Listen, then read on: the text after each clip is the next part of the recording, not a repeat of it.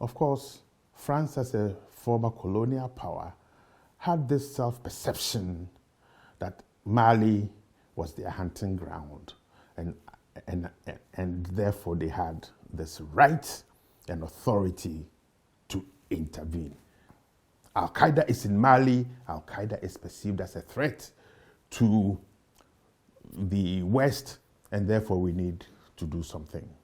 The intervention itself is not where the problem lies, but the different levels of actions that sought not to strengthen the constituent parts of the Malian state, but a specific segment of that state, namely the statutory security services that were supposed to be able to deal with where the threats were coming from.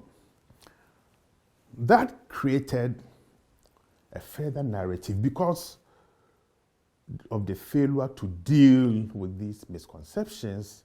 France alone could not deal with it.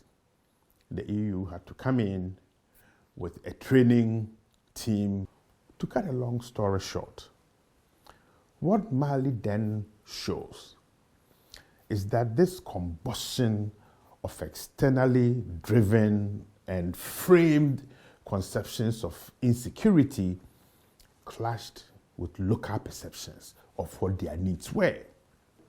The Malians themselves, local stakeholders with an embedded interest in ensuring that their state becomes stable, functional, and can deliver public service goods, became disaffected with these externally driven interventions. That unwillingness to be sensitive to domestic Malian needs led to this split or the rupture between a new Malian government and then France and the wider Western community. So when we hear of stories around the Russians coming into Mali, it wasn't just about ordinary Malians saying we prefer, the Russians coming in.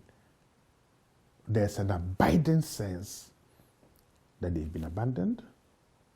There's an abiding sense that they've not been listened to. There's an abiding sense that after almost 60 years of independence, people wanted, or some states wanted to superimpose their ideas on the Malian state. But Mali is only one. There are 17 African countries receiving money from the Peacebuilding Fund. So there are 17 potential Malis out there. And I think if Mali epitomizes anything at all, it's about how peace cannot and must not be built.